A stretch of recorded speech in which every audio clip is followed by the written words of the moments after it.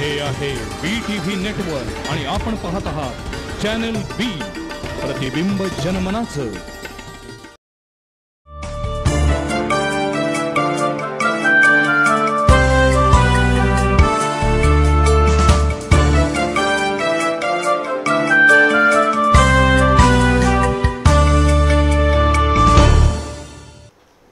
नमस्कार.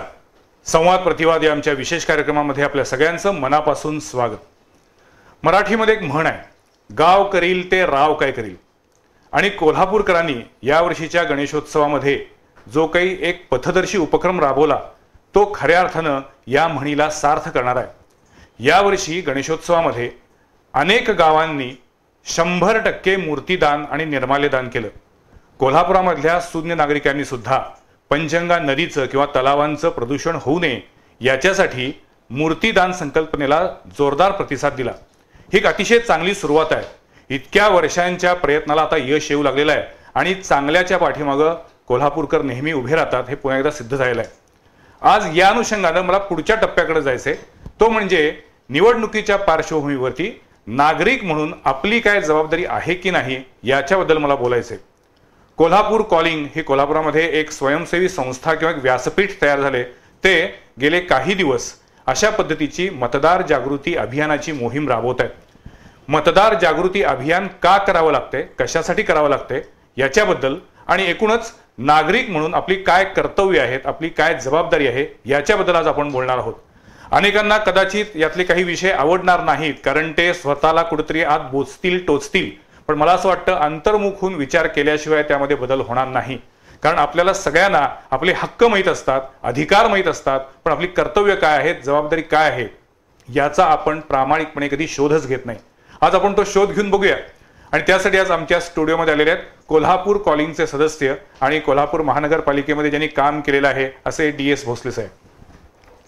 त्याचबरोबर कोल्हापूर कॉलिंग मधूनच काम करणारे आणि प्रख्यात CA असलेले महेश धर्माधिकारी. नमस्कार. कॉमन मॅन या संघटनेच्या माध्यमातून शहरातल्या विविध प्रश्नांवर नेहमी आवाज उठवणारे आणि त्याच्याबद्दल अभ्यासपूर्ण मांडणी करणारे बाबा इंदुलकर आज आमच्या सोबत आहेत. त्यांचंही स्वागत. तिघांचंही स्वागत आहे. सुरुवातीला म्हटलं त्या पद्धतीनं विषय आपल्याला माहिती आहे. आता महानगरपालिका निवडणूक तोंडावर आहे, पण आपल्याकडे सातत्यानं कुठली ना कुठली निवडणूक असतेच आणि निवडणुकीच्या कालावधीमध्ये आपण उमेदवारांना किंवा इच्छुकांना बऱ्याचदा धारेवर धरतो, त्यांच्याबद्दल टीका टिप्पणी करतो. परंतु मतदार म्हणून आपली काय भूमिका असली पाहिजे, काय जबाबदारी असली पाहिजे याच्याबद्दल आज आपण बोलणार आहोत. धर्माधिकारी साहेब, तुमच्यापासून सुरुवात करूया. मुळात कोल्हापूर कॉलिंग ही नेमका काय उपक्रम राबवतीये? कोल्हापूर कॉलिंग हे खऱ्या अर्थानं कोल्हापूरच्या जनतेचं एक व्यासपीठ या अर्थानं हे उभं केलं. इथं अमुक एका पक्षाचा किंवा अमुक एका जाती धर्माचा असा कुठलाही विषय त्यामध्ये नाही. बरं. निवृत्त अभियंता असलेले लोक याच्यामध्ये आहेत, व्यावसायिक लोक याच्यामध्ये आहेत, काही तज्ज्ञ मंडळी याच्यामध्ये आहेत आणि सर्वात महत्त्वाचं म्हणजे जो नवीन युवक वर्ग जो आहे, जो 18 ते 25 या वयोगटातला एक 20% मतदार या मतदान करणार आहे, त्या वर्गातले शिवाजी विद्यापीठ, सायबर आणि NSSच्या माध्यमातून काम करणारे विद्यार्थीही या आमच्या कॉलिंगच्या याच्यामध्ये नव्या जुन्याचा समावेश आहे. हा, नव्या जुन्याचा संगम. आणि उद्दिष्ट काय आहे? हा, उद्दिष्ट असं आहे की बऱ्याच वेळा काय होते, नगरसेवक म्हणजे आपल्या भागातला काम करणारा, आपल्या भागात कुठं ड्रेनेज व्यवस्थित आहे की नाही, पाणी व्यवस्थित आहे की नाही या पद्धतीचीच भूमिका बघणारा, आपली कामं करतोय ना अशा पद्धतीचा एक ॲप्रोच नगरसेवकांच्या बाबतीत सामान्य मतदारांचा असतो. पण बरेच वेळा शहराचे प्रश्न जे आहेत या प्रश्नांच्या बाबत विचार करणारा किंवा शहराचं जे बजेट आहे त्याची कल्पना असणारा, कॉर्पोरेशनमध्ये काम करत असताना कशा पद्धतीनं करायला पाहिजे याबाबतचा एक शिक्षित हे असलेला असा नगरसेवक जर आपण निवडू शकलो, असे नगरसेवक जर आले तर कोल्हापूर हे स्मार्ट सिटी अर्थात ही एक कल्पना आहे, पण कोल्हापूर खऱ्या अर्थानं स्मार्ट बनवायच्या दृष्टिकोनातून असे नगरसेवक महापालिकेत निवडले जावे या आता तात्कालिक विषय कॉलिंगचा त्या पद्धतीचा आहे की काही तुम्ही जेव्हा लोकप्रतिनिधी निवडून देत असताना त्यांचे काय निकष आहेत, त्यांची काय व्हिजन आहे त्यांचं, याचा साधारणपणे विचार केला जावा तुमचं म्हणणं आहे. भोसले साहेब, तुम्ही स्वतः महानगरपालिकेमध्ये काम केलेलं आहे. तुमच्या दृष्टीनं तुमच्या इतक्या वर्षाच्या सर्व्हिसमध्ये तुम्हाला किती टक्के नगरसेवक हे तुमच्या कल्पनेनुसार आजपर्यंत आले असं वाटतं? कसं आहे की कोल्हापूर महापालिकेची जी प्रातिनिधिक बॉडी आहे, सुरुवातीला कोल्हापूर महापालिकेचं रूपांतर झाल्यानंतर महापालिकेमध्ये सुरुवातीला प्रशासकीय कारकीर्द होती 72 साली. त्यानंतर एक 4-5 वर्षे झाल्यानंतर 78ला आपली नवीन बॉडी आली. त्यावेळेचा आणि आत्ताच्या याच्यामध्ये बऱ्यापैकी फरक आहे असं मला वाटतं. चांगला की वाईट? चांगला आत्ताचा फरक आहे तितकासा समाधानकारक नाही असं मला काय वाटतं. कारण त्यावेळेची जी काही नगरसेवकांची जी काही प्रतिमा होती आमच्या समोर, कारण आम्ही त्यामध्ये अधिकारी म्हणून काम केलेलं आहे, ते कशा पद्धतीने अधिकाऱ्यांची हे वागत असत किंवा त्यांच्याशी एकमेकाशी सहयोगाने काम करायची त्यांची पद्धत, किंवा अधिकारी कुठे चुकला काय झाला तर त्याला समजावून सांगणे. त्याचबरोबर त्यांना जरी सांगितलं की साहेब तुम्ही जे धोरणं जे करता की ठीक आहे, पण आम्हाला अधिकाऱ्यांना असं वाटतं की ह्या पद्धतीने याविषयी थोडासा यात बदल करावा, तर हे ऐकून घेणारी मंडळी होती, रिसेप्टिव्ह नेचरची मंडळी होती. आणि दुसरं एक असं महत्त्वाचं म्हणजे त्यांना कोल्हापूर शहरामध्ये हे शहर चांगलं राहावं, चांगलं वाढावं, त्याचा विकास चांगला व्हावा. आणि ही महापालिका ज्या कारणासाठी होऊन झाली ते कोल्हापूरच्या विकासाचं जे ध्येय आहे डोळ्यासमोर ठेवून त्या पद्धतीनं महापालिकेची डेव्हलपमेंट कशी होईल हे जाणीववर बघणारे लोक निश्चित होते. म्हणजे नगरसेवक किंवा लोकप्रतिनिधी कसे असले पाहिजेत हे तुम्ही सांगितलं, पण आपला जो आजचा मूळ उद्देश आहे, मूळ विषय आहे तो म्हणजे नागरिक मतदार कसे असले पाहिजेत, बरोबर, त्यांची जबाबदारी काय असली पाहिजे.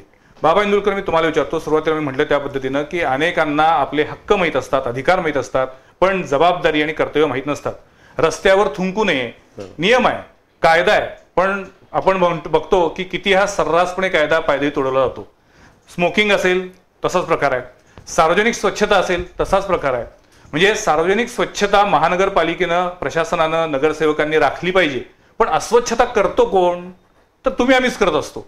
या पार्श्वभूमीवरती कॉमन मॅन म्हणून जेव्हा तुम्ही माणसांची बाजू घेता, माणसांच्या अन्यायाविरुद्ध लढता, त्यावेळेला जर कॉमन मॅनच जर कुठं चुकत असेल तर त्याला पण थोडंसं वठणीवर, ताळ्यावर आणलं पाहिजे का नको?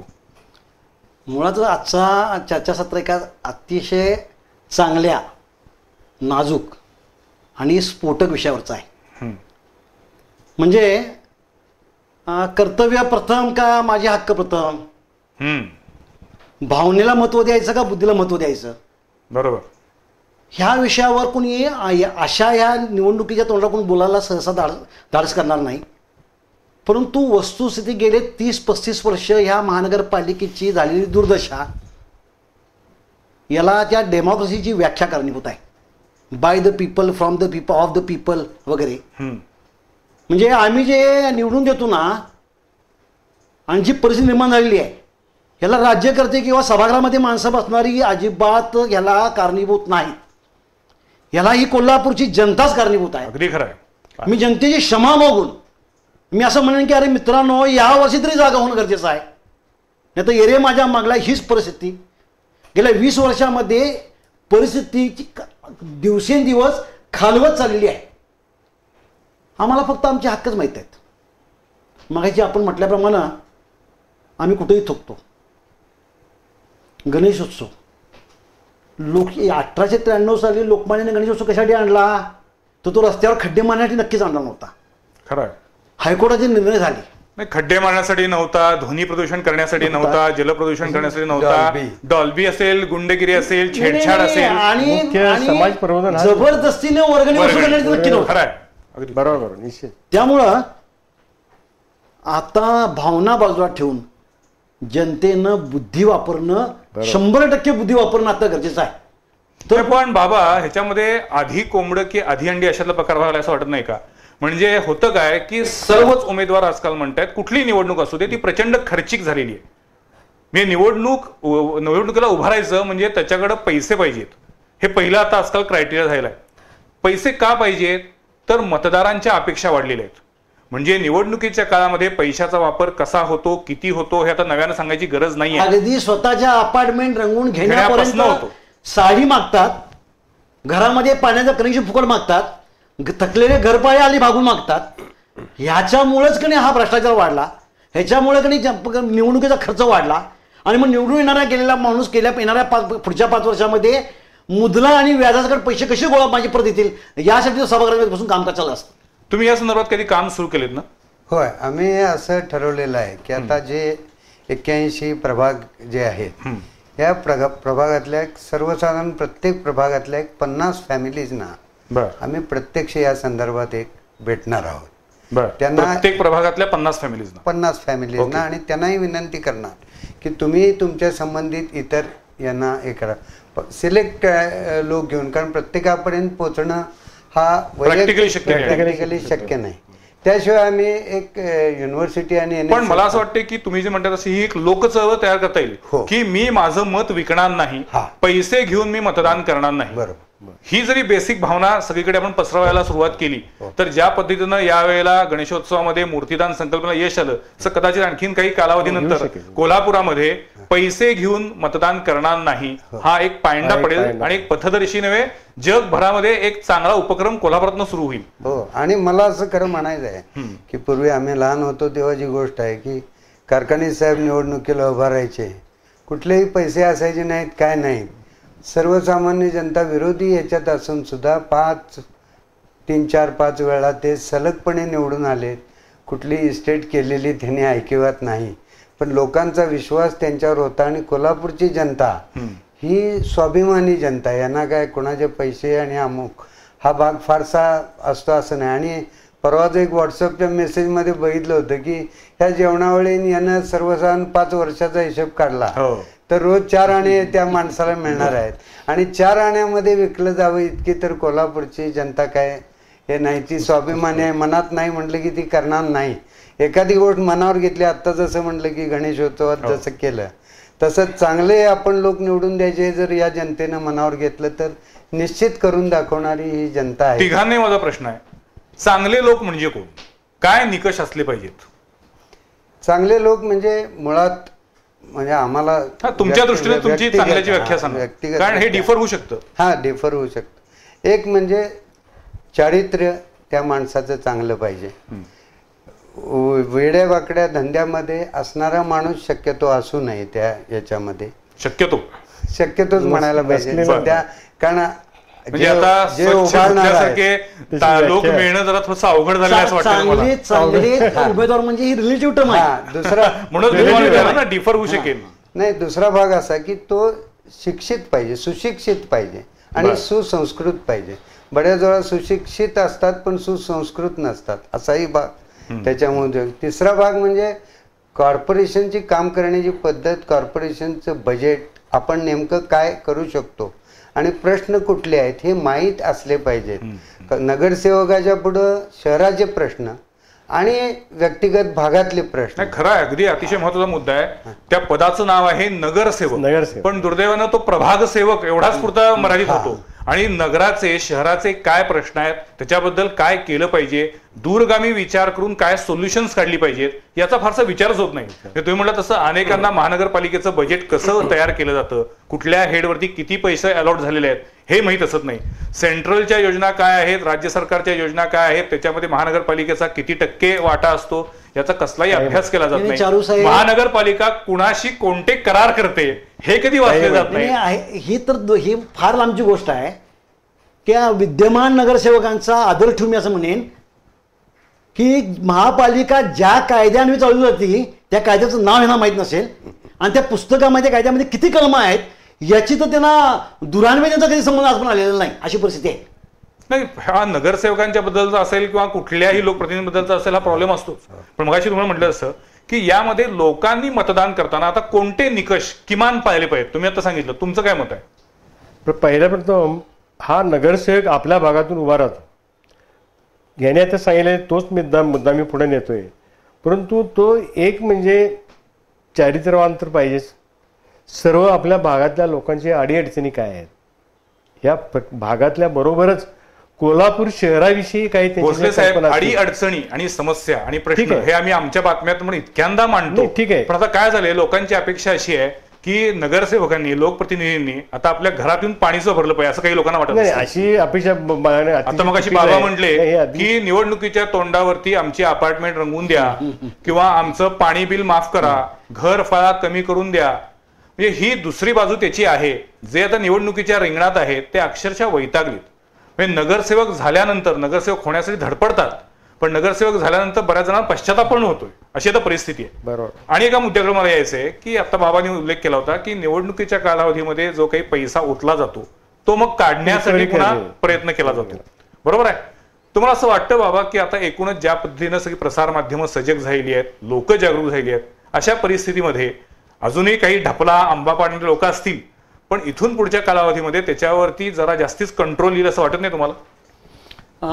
ह्या प्रश्नाला उत्तर देण्यापूर्वी नगरसेवक कसा असावा तर 2 वाक्यामध्ये मी त्याची व्याख्या करू शकेन. ओके. नंबर 1 कायद्याचं राज्य मानणारा. ओके. आणि नंबर 2 मी लोकसेवक आहे याची संपूर्ण जाण असणारा माणूस नगरसेवक असावा. नंबर 1. ओके. मगाशी आता आपण विचारलेल्या प्रश्नाचं आणि त्याच्यात पुढचं असं आहे म्हणजे की त्याच्यामध्ये जर एखाद्यानं घोटाळा केला, जर त्याच्यामध्ये भ्रष्टाचार केला आणि पैसे खाल्ले, तर ते करायला एक प्रकारे मतदार नागरिकच प्रवृत्त करतात त्याला. त्यानं एवढे पैसे जे ओतलेले आहेत निवडणुकीच्या कालावधीमध्ये ते त्यानं काढायचे त्याला. अगदी बरोबर आहे. बरोबर आहे ना. त्यामुळे लोकांनी जर निवडणुकीच्या ठरवलं की मी पैसे घेणार नाही, मला ही उमेदवारी जी आहे या उमेदवाराची ती खर्चिक असता कामा नये, याचा मी प्रयत्न करेन. रादर जो सर्वाधिक खर्च करतोय त्याला मी निवडून देणार नाही, असा आता विचार करण्याची वेळ आलेली आहे. मगाशी मी म्हटल्याप्रमाणे भारतामधल्या सर्वच निवडणुका ह्या भावनिक मुद्द्यावर होतात आणि मतदान सुद्धा हा माणूस मला बरा वाटतो म्हणाला, माझ्या मनाला हा माणूस बरा वाटतो ह्या निकषावर होतात. माझ्या बुद्धीला हा माणूस याची उमेदवारी पटती असं आपण कधीही म्हणत नाही. आणि म्हणून याची परिस्थिती आणि ती भावना कशावर? पैशावर. नाही, बऱ्याच वेळा असंही होतं की हा या नेत्याचा माणूस आहे, हा अमुक जातीचा, या आमच्या शेजारी या समाजाचा, अशा प्रकारे या समाजाचा आहे, या पद्धतीने सुद्धा काही म्हणजे प्रत्येक वेळा पैशाचाच विषय असतो असंही नाही. हाही भाग त्याच्यामध्ये येतो. पण सर्वात प्रथम त्यांनी हा बघावा की हा 5 वर्ष आपल्या शहराचं प्रतिनिधित्व करणार आहे. शहराचे आम्ही एक 10 प्रश्न आयडेंटिफाय केले महत्वाचे म्हणून, की शहराची हद्दवाढ असू दे, पंचगंगेचा विषय असू दे, घन कचऱ्याचा विषय असू दे. आजच आता बातम्या आल्या की 29 बसेस कॉर्पोरेशनच्या त्या थांबल्या KMTच्या. तर हे शिक्षणाचा विषय असू दे, असे 10 विषय. अंबाबाई सारखं तीर्थक्षेत्र आहे, टुरिझम सेंटर म्हणून डेव्हलप करायला वाव आहे. रंकाळ्याला रोज इव्हनिंग वॉक मॉर्निंग वॉकला आम्ही जातो, पण रंकाळ्यातलं आतलं केंदाळ साफ करायला आम्हाला होत नाही. ज्या राजर्षी शाहूंचं नाव घेतल्याशिवाय कोल्हापुरातला दिवस सुरू होत नाही, मावळत नाही. त्या शाहूंचं जन्मस्थान बरोबर हे अजूनही आपण केलेलं नाही. सर्किट बेंचचं आपण रोज वाचतोय. 10-12 प्रश्न. कोकण रेल्वेला जोडायचा प्रश्न आहे, विमानतळाचा प्रश्न आहे. या प्रश्नावर कुठलाही नगरसेवक आज काय वैयक्तिकरित्या करताना दिसत नाही. माझं म्हणणं असं आहे की धर्माधिकारी साहेब, म्हणजे ह्यातले जे काही प्रश्न आहेत ना ते नगरसेवकांनी ऑलरेडी ठरवलेले आहेत की हे आपल्या अखत्यारीतले नाहीयेत, त्यामुळे तिकडे ते फिरकत नाहीत. आणि गेल्या 15 वर्षातील लोकसभेच्या विधानसभेच्या निवडणुका बघितल्यात तर त्या याच सगळ्या प्रश्नांभोवती फिरतात. आणि प्रत्येक पक्षाचा जो काही जाहीरनामा असतो त्याच्यामध्ये हेच मुद्दे आहेत, त्या पलीकडे आपण जातच नाहीये. तर या महानगरपालिकेच्या निवडणुकीच्या निमित्तानं मतदारांनी आता जागवण्याची वेळ आलेली आहे. आपण कुणाला निवडून देणार आहोत याचा विचार केला पाहिजे. कारण आज आपण एक मतदान करणार, एक मत देणार आणि त्याच्यातून जो उमेदवार निवडून येणार तो पुढची 5 वर्ष तुमचं आमचं प्रतिनिधित्व करणार. तुमच्या आमच्या अपेक्षांना तो खरोखर उतरणार आहे का, त्याची तेवढी क्षमता आहे का, याचा विचार करण्याची वेळ आली आहे. एक छोटासा ब्रेक घेऊया आणि पुन्हा या चर्चेला आपण प्रारंभ करूया.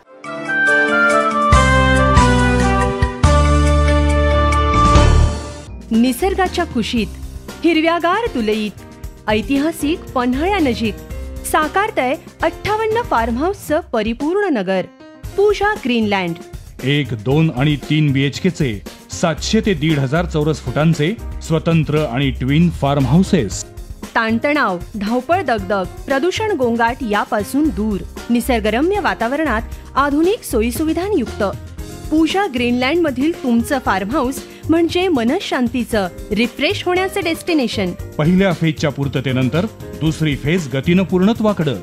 त्यामुळं बुकिंगसाठी उशीर करू नका. संपर्क पूजा बिल्डर्स अँड डेव्हलपर्स, भक्ती पूजा नगर, मंगळवार पेठ, कोल्हापूर. योग ऋषी स्वामी रामदेवजी महाराज यांच्या कल्पनेतून आणि प्राचीन आयुर्वेदाच्या दिव्य शक्तीतून साकारलंय पतंजली चिकित्सालय. राजारामपुरी 7व्या गल्लीत वर्धमान नगर मध्ये सुपर बाजारच्या स्वरूपात सुरू आहे पतंजली चिकित्सालय आणि पतंजली सुपर शॉपी. प्रत्येक उत्पादन तुम्ही थेट हाताळू शकता, पाहू शकता. विविध औषधी चूर्ण, काढा, बटी, भस्म, रसायनं यासह पतंजली तूप, सौंदर्य प्रसाधने, साबण, टूथपेस्ट, मध, च्यवनप्राश अशी पतंजलीची मिठापासून पिठापर्यंतची दर्जेदार उत्पादनं मिळतील पतंजली आयुर्वेद शॉपीमध्ये.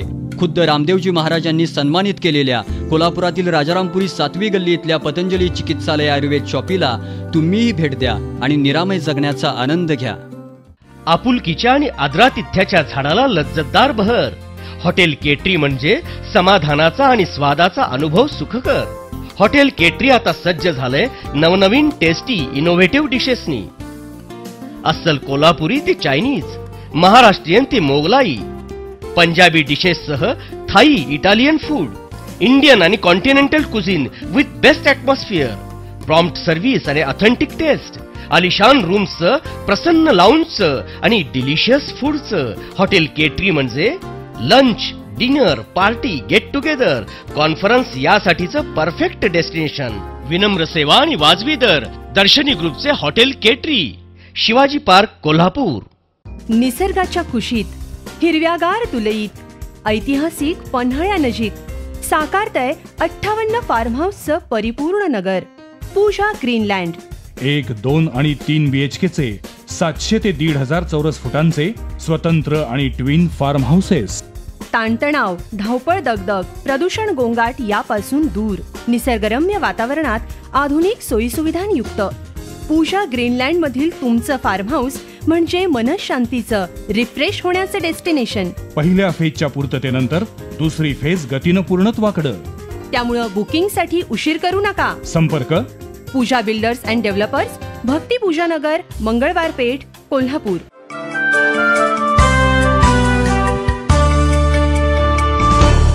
ब्रेक नंतर पुन्हा एकदा आपल्या सगळ्यांचं स्वागत. संवाद प्रतिवाद मध्ये आज आपण बोलतो आहोत मतदार जागृती. मतदार म्हणून माझी कर्तव्य काय आहेत आणि माझे हक्क काय आहेत. बाबा इंदुलकर, आता आपण सुरुवातीला अगदी पिन पॉइंटेड बोलूया. हक्क कर्तव्य एका बाजूला, जबाबदारी आणखीन अधिकार दुसऱ्या बाजूला. हक्क कर्तव्यामध्ये काय काय आपण विचार केला पाहिजे, काय असलं पाहिजे. मला चांगले रस्ते मिळाले पाहिजेत, मला चांगलं शुद्ध पाणी मिळालं पाहिजे, मला पुरेसा लाईट मिळाला पाहिजे, माझ्या भागातली सार्वजनिक स्वच्छता वेळच्यावेळी व्हायला पाहिजे. हे माझे सगळे अधिकार आहेत, मूलभूत अधिकार आहेत, ते मी नाकारत नाही. आता माझ्या हक्कांविषयी, कर्तव्यांविषयी. हक्क आणि कर्तव्य ही एका नाण्याच्या दोन बाजू आहेत, ह्या सेपरेट करताच येणार नाहीत. मग दुसरा विषय, हक्क अगोदर का कर्तव्य अगोदर. आजची परिस्थिती लक्षात घेता खरोखर विकास घडवायचा असेल आहे या बजेटमध्ये, कारण 2% 5% घरफाळा वाढला तर आम्हीच रस्त्यावर येतो. खरं आहे. मला मात्र माझ्या नोकरीवर दरवर्षी इन्क्रिमेंट पाहिजे. बरोबर. आणि महानगरपालिकेचा मी 100 चिठ्ठ्या पाठवतो, मला हे द्या ते द्या, पण मी हे विसरतो की महानगरपालिकेचं उत्पन्न वाढण्यासाठी मीच आडवा पडतोय. त्यामुळं 700 कोटी रुपयाचा अर्थसंकल्प, त्यातलं जवळजवळ 55 ते 60% हे पगारावर, एस्टॅब्लिशमेंटवर. आता राहिलेल्या पैशाचं नियोजन कसं होणार. उरलेले पैसे हे विविध योजनांच्या माध्यमातून आणले पाहिजे, यासाठीचा एक अभ्यास गट पाहिजे. नगरसेवकांमधले काहीतरी निदान असे नगरसेवक पाहिजेत की ज्यांनी एक 5 वर्षाचं कोल्हापूरचं. तसे काही नगरसेवक या सभागृहामध्ये होते, मागच्या सभागृहामध्ये होते, की जे अत्यंत अभ्यासूपणे कोल्हापूरच्या प्रश्नांसाठी धडपडतायत, विचारपूर्वक बोलतायत, असे आहेत लोक. पण आपण ओव्हरऑल जर बघितलं तर अनेक लोक असे आहेत की ज्यांना या कोल्हापूरच्या प्रश्नांविषयी देणेघेणच नाही, ते त्यांच्या प्रभागातच अडकून पडले. धर्माधिकारी साहेबांच्या या मुद्द्यावर काही अंशी मी त्यांच्याशी सहमत आहे, परंतु विविध योजनांचा अभ्यास करून पैसे आणण्यापेक्षा इंग्लिशमध्ये एक चांगली म्हण आहे, मनी सेव्ड इज मनी अर्न्ड. ज्या गेल्या 20-15 वर्ष आपल्याला कळून चुकलं की तुमच्या माझ्यामुळेच उत्पन्न वाढत नाही आहे. मग आहे या पैसे जर काटकसरीने वापरले तर महानगरपालिकेमध्ये विकास होऊ शकतो. म्हणजे काय, मीच माझ्या घरासमोरचा खड्डे मारायला लागलो तर तो रस्ता जो 5 वर्षांचा एकदा करायला पाहिजे तो दरवर्षी पॅचवर्क करायला लागतो. म्हणजे that is additional burden over दी महानगरपालिका. माझ्या घरामध्ये साचणारा कचरा मी जर बाहेर फेकायला लागलो तर साफसफाई करणारी माणसाची संख्या वाढली. मी घरामध्ये जर डिकम्पोजिशन केलं पाहिजे, पैसे वाचतील शासनाचे. बरोबर. थेंबे थेंबे तळे साचे. पाण्यामध्ये आज पाणी आपण इतकं वाया घालतो. ह्या लहानसहान गोष्टीमधनं 1,23,000 घरं आहेत महानगरपालिकेमध्ये. प्रत्येक घरानं स्वतःच्या अंगणासमोर असणारी महानगरपालिकेच्या जागेवर जरी कटाक्षानं लक्ष जरी दिलं तरी कोट्यावधी रुपयाची बचत होऊ शकते. आणि आहे ह्या बजेटमध्ये कोल्हापूरचा विकास होऊ शकतो. म्हणजे पुन्हा आपण गेलो पुढे जाऊन पोहोचतो की माझी हक्क प्रथम का कर्तव्य प्रथम. आजच्या घडीला जनतेची कर्तव्य पण महत्वाची आहेत. जनतेने हे शिकलं पाहिजे की मला जर विकास घडवायचा असेल तर मला जी कर्तव्य आहेत ती मी कर्तव्य चोखपणे पार पाडली पाहिजे, तरच ह्याचा विकास होऊ शकतो, तरच मी माझ्या हक्कासाठी वाढू शकतो. मी मात्र कचरा बाहेर फेकणार आणि एका दिवस माणूस आला नाही तर मी माझ्या नगरसेवक दरवाजावर मी शिव्या त्याला करणार, मी महानगरपालिकेच्या आरोग्यात मी शिव्या करणार. अरे पण मी माझं कर्तव्य मी विसरतोय याची भान आम्हाला राहिली. अगदी खरं आहे. म्हणजे स्मार्ट सिटी योजना ही मला वाटतं की केंद्राची योजना म्हणून ठीक आहे, त्याच्यातून इन्फ्रास्ट्रक्चर कदाचित होऊ शकेल जर आता आपला समावेश झालेला नाहीये, पण भविष्यात समजा की झाला तर. पण मला असं वाटतं की स्मार्ट सिटी योजना न बघता ती संकल्पना म्हणून बघितली पाहिजे. आणि आमच्यासाठी काय नागरिकांनी स्मार्ट होणं आवश्यक आहे. कोल्हापूरचं 5 वर्षाचं विजन डॉक्युमेंट केलं पाहिजे. आणि हे करायचं काम हे नगरसेवक म्हणून प्रथम या बॉडीनं आलेल्या जर केलं की या 5 वर्षात आम्ही त्याच्यामध्ये कुठलाही राजकीय पक्षाचा अभिनिवेश आणू नये, काही नाही. म्हणजे महानगरपालिकेमध्ये निवडून आल्यानंतर त्या 81 नगरसेवकांनी ही जबाबदारी म्हणून घेतली पाहिजे की पुढच्या 5 वर्षामध्ये महानगरपालिकेचे प्रतिनिधी म्हणून, सेवक म्हणून, लोकांचे प्रतिनिधी म्हणून आम्ही ही कामं करणार आहोत. मग तिथे कुठल्याही पक्षाचा त्याच्यामध्ये श्रेयवाद असणार नाही किंवा त्याच्यामध्ये कुठल्याही राजकीय मतभेद असणार नाही. या शहरासाठी आम्हाला हे करायचंय हे त्यांनी ठरवलं पाहिजे. आणि ही जरा थोडीशी जास्तीच आदर्शवादी संकल्पना आहे, पण मला वाटतं की जर सगळ्यांनी सुरुवात तरी केली, इट शुड बी बिगिनिंग. लगेच ही गोष्ट होईल असं पूर्ण होईल असं नाही. मग अशी भोसले मुद्दा बोलत होता, तो मुद्दा मी थोडासा विचारणार आहे की महानगरपालिकेमध्ये सातत्यानं अधिकारी, प्रशासन विरुद्ध नगरसेवक असा संघर्ष होतोय. तो काही वेळा इतका पराकुटीला जातोय की त्याच्यातून म्हणजे मारामारी, बाचाबाची, शिवीगाळ, पोलीस स्टेशनला गुन्हे नोंदवणे इथपर्यंत प्रकार घडलेले आहेत. या सगळ्याचा परिणाम पण या विकासावरती होत असतो का? नक्कीच होऊ शकणार ना. कारण कसं आहे की महापालिकेचं म्हणजे हे 2 चाकाची गाडी आहे. एक चाक प्रशासन आणि दुसरं चाक म्हणजे हे लोकप्रतिनिधी. ते जेव्हा दोन्ही एका स्पीडने जातील त्यावेळेला त्यांचा बॅलन्स होणार. पण नगरसेवकांचं म्हणणं असतं अधिकारी आमचं ऐकत नाहीत, अधिकाऱ्यांच्या मध्ये जो काही भ्रष्टाचार वाढलेला आहे. मला याच्याबद्दल असं म्हणायचं की अधिकारी ऐकत नाहीत म्हणजे कुठल्या मुद्द्यावर ऐकत नाहीत. अधिकाऱ्यांना एक प्रकारचे मर्यादा असतात. महापालिकेचा जो ऍक्ट आहे त्यामध्ये जे काही तरतुदी आहेत, जे काही नियम आणि जे घालून दिलेले आहेत त्या नियमाप्रमाणेच अधिकारी काम करत असतात. बऱ्याचशा लोकांची अपेक्षा असते की थोडंसं नियमाला बगल देऊन हे आमचं काम व्हावं. अशी जर अपेक्षा तर ठेवत असतील तर अधिकारी कधीही त्यांना त्या पद्धतीने प्रतिसाद देऊ शकतात. भोसले साहेबांचं म्हणणं अगदी बरोबर आहे. एक वस्तुस्थिती असेल सहमत नाही. अधिकारी नगरसेवकांचं ऐकत नाहीत याचाच अर्थ नगरसेवकांचा वचक अधिकारावर राहिला नाही. त्याला कारण काय तर नगरसेवक अभ्यासू नाही. त्याला कारण काय तर त्याला कारण पुन्हा त्याच आपण घटका करतो की जिने निवडून दिलं ते भावनेवर सगळे खेळ करतात म्हणून ही परिस्थिती आहे. म्हणजे काही सुधारायचं असेल, काही बदल घडवायचा असेल तो प्रत्येक माणसानं स्वतःमध्ये जोपर्यंत बदल घडवत नाही, जोपर्यंत तो भावनेपासून बुद्धिकरण पर्यंत शिफ्ट होत नाही तोपर्यंत ही परिस्थिती सुधारू शकत नाही. काय मला एक मगाच्या मुद्द्यावर थोडं सांगतो की एक बाजू लोकप्रतिनिधींची आहे त्याप्रमाणे अधिकाऱ्यांची सुद्धा आहे. अधिकाऱ्यांची सुद्धा जी काही जबाबदारी अशी आहे की हे म्हणतात त्याप्रमाणे नगरसेवक जेव्हा निवडून महापालिकेत येतो त्याला कुठल्याही प्रकारच्या BPMC ऍक्ट काय, नियम काय काहीही माहिती नसते.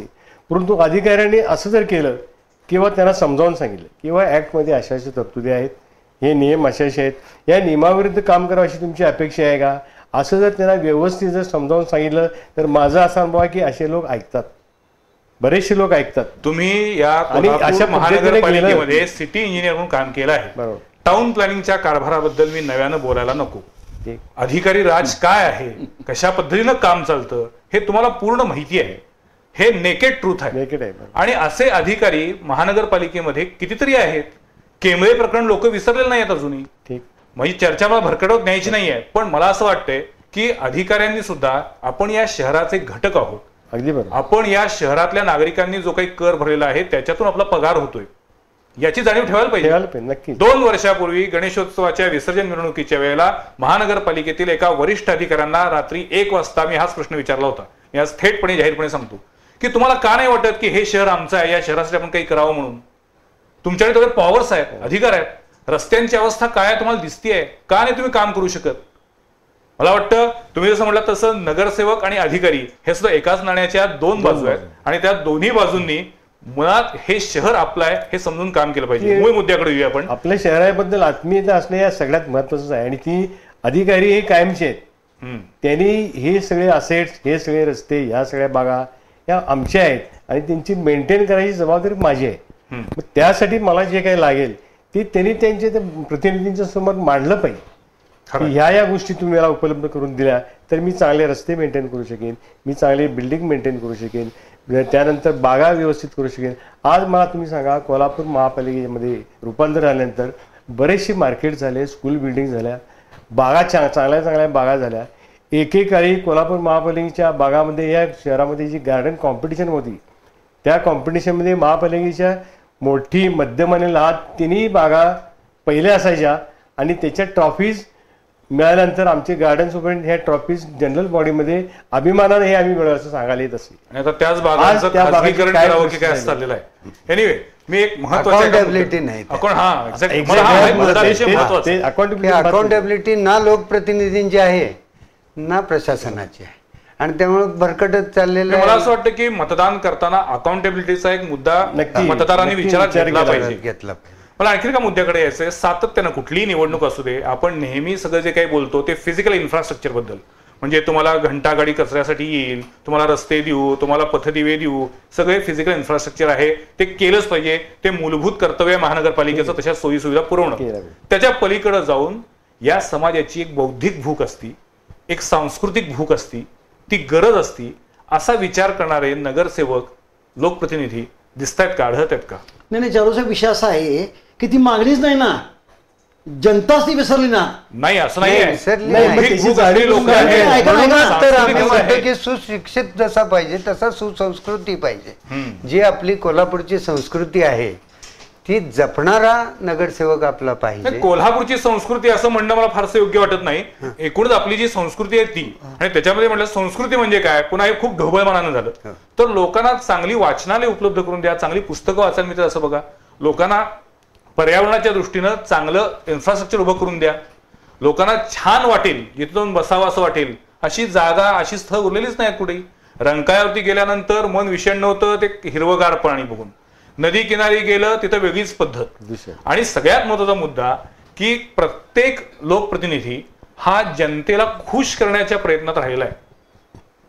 नाही म्हणायची वेळ किंवा नाही म्हणायची ताकद लोकप्रतिनिधीवरती येत नाही. याच्याबद्दल तुम्हाला काय वाटतं? एखाद्या लोकप्रतिनिधी नाही म्हटलं तर लोक नाराज होतात, जनता नाराज होते, अशावेळी त्या लोकप्रतिनिधी काय केलं पाहिजे? म्हणूनच मगाशी मी असं म्हटलं होतं की नगरसेवक कसा पाहिजे, जो कायद्याचं राज्य ही संकल्पना जो मान्य करेल. जी गोष्ट होत नाही ती गोष्ट स्पष्टपणे सांगायला पाहिजे की हे जमणार नाही, हे कायद्यामध्ये बसत नाही.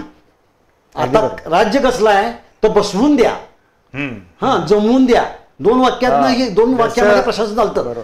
लोकसभेच्या जागी आपण काही राज्यसभेत स्वीकृत सदस्य निवडतो किंवा विधानसभेत निवडतो, ह्याच्यामध्ये अशा अपेक्षा आहेत की ह्या पद्धतीचे असे लोक यामध्ये यावेत. हे निवडणुकीत कोण निवडून आला नाही आणि मग त्याला कुठंतरी ॲडजस्ट करायचं, या पद्धतीनं हे निवडले जाता कामा नयेत. हे जे काही 5-6 लोक असतील हे लोक खऱ्या अर्थानं शहराचे तज्ज्ञ म्हणून असतील, शहराबद्दलची भूमिका मांडतील, त्याचा पाठपुरावा करतील.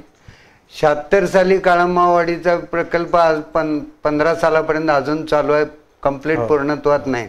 कोल्हापूरचा पाणी प्रश्न हा आता कॉर्पोरेशनचा किंवा आपल्या सर्वांचा जिव्हाळ्याचा आहे. हा आता केव्हा होणार, त्यांनी जी सांगितलेली मुदत आहे ती आता संपेलच या ह्याच्यात, पण अजून कशाच काय नाही अशी पद्धत. हा पाठपुरावा करणारा अभियंता तिथं नगरसेवक आला असं कधी झालेलं नाही. हाही विचार याच्यात व्हायला पाहिजे. या अनुषंगाने तुम्ही काही प्रयत्न करणार आहात का की चांगल्या लोकांनी निवडणुकीला उभं राहावं, असा काही तुमचा प्रयत्न असणार आहे का?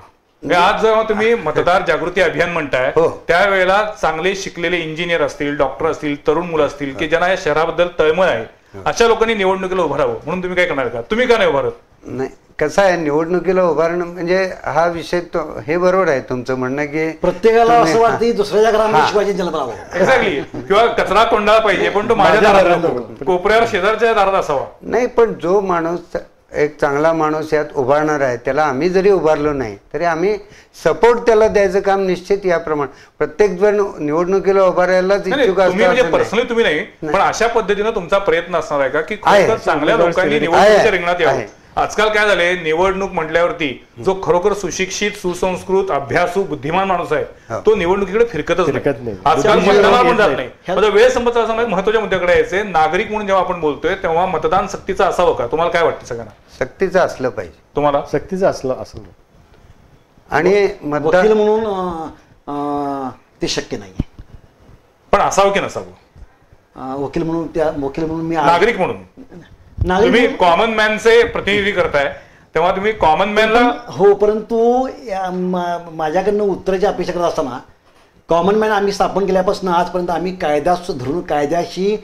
कायद्याची बाजू धरून आम्ही लढा उभा केलेला आहे. कायद्याच्या विरुद्ध जाऊन जे कायद्यात बसत नाही त्याची कदापि आम्ही मागणी करणार नाही.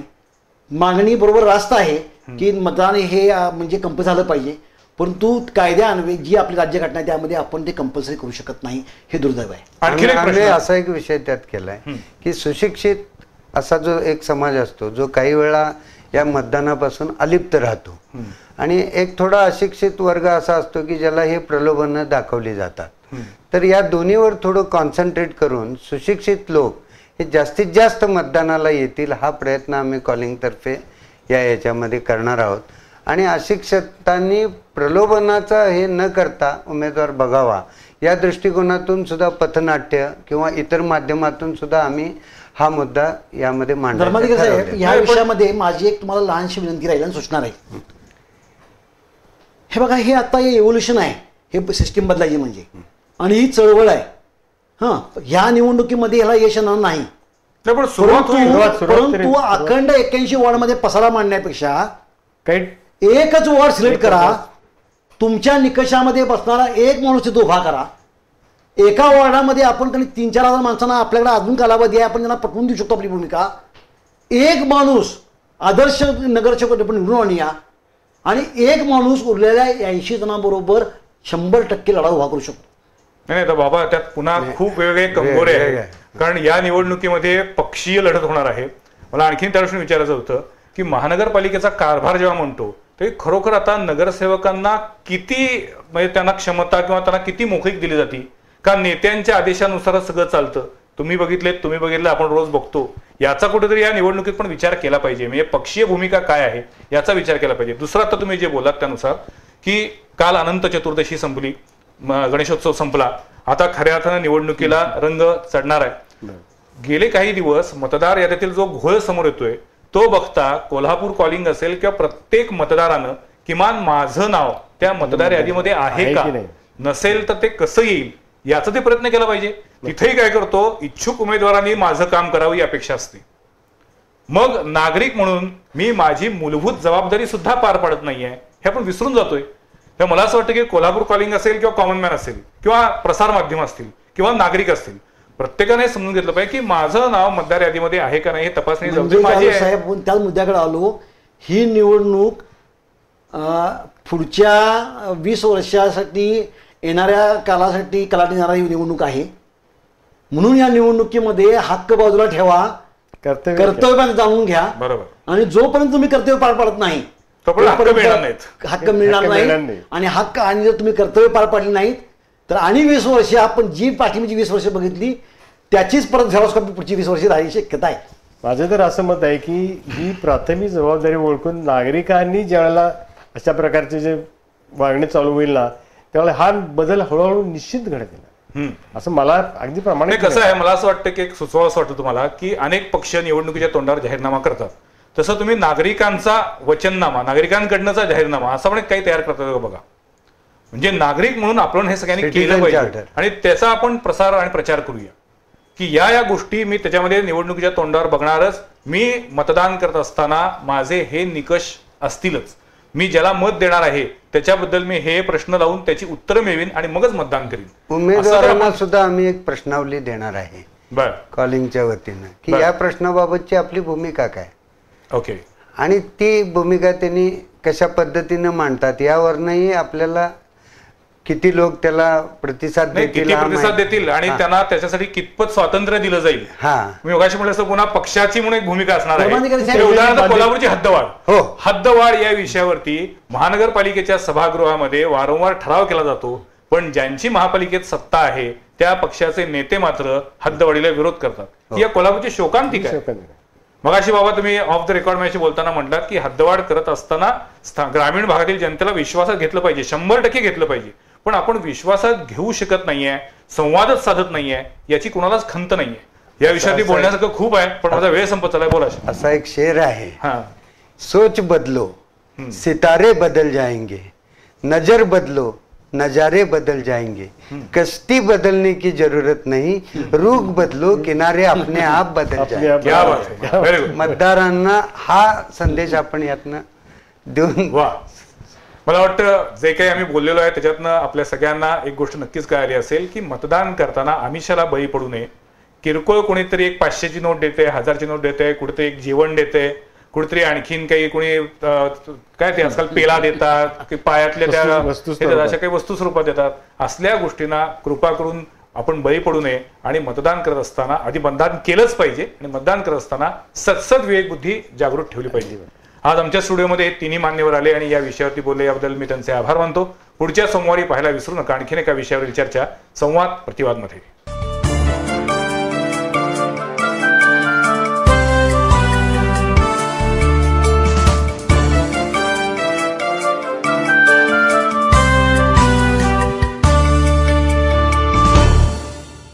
हे आहे BTV नेटवर्क आणि आपण पाहत आहात चॅनल B, प्रतिबिंब जनमनाचं.